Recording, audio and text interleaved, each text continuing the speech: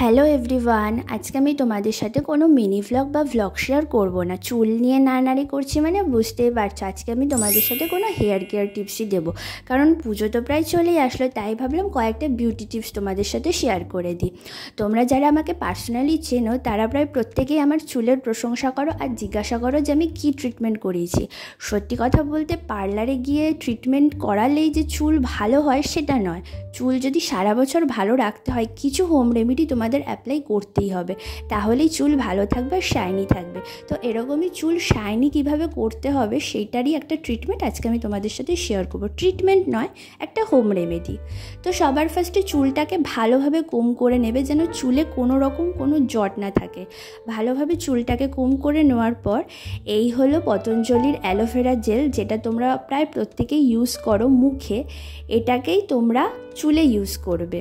তো চুলে ইউজ করার আগে অবশ্যই এটা শিওর হয়ে নেবে যে এটা তোমাদের চুলে স্যুট হচ্ছে কি না, কারণ আমার চুলে খুব ভালোভাবে স্যুট হয়েছে আর আমি 2-3 দিন ধরে এই জিনিসটাকে ইউজ করছি। শ্যাম্পু করার আগে তোমরা যেদিনকে শ্যাম্পু করবে ভাববে তার ঠিক শ্যাম্পু করার 1-2 ঘন্টা আগে সারা চুলে যেমনভাবে তেল লাগাও সেইভাবে এই অ্যালোভেরা জেলটা লাগাবে, স্কালেও লাগাবে। লাগিয়ে 5-10 মিনিট ওয়েট করবে ওটাকে একটু শুকোতে দেওয়ার জন্য। 5-10 মিনিট ওয়েট করার পরে তারপর চুলটাকে শ্যাম্পু দিয়ে হোক, মাস্ক দিয়ে হোক, কন্ডিশনার দিয়ে হোক চুলটাকে ভালোভাবে ওয়াশ করে নেবে। এই আমি 5-10 মিনিট রেখে নেওয়ার পর এই হলো রেজাল্ট। ক্যামেরাতে হয়তো অতটা ভালোভাবে বোঝা যাচ্ছে না, বাট রিয়েলে আমি খুব ভালো ফল পেয়েছি আর চুলটা ভীষণ শাইনি হয়েছে আর ভীষণ গ্লসি হয়েছে আর বাউন্সি হয়েছে।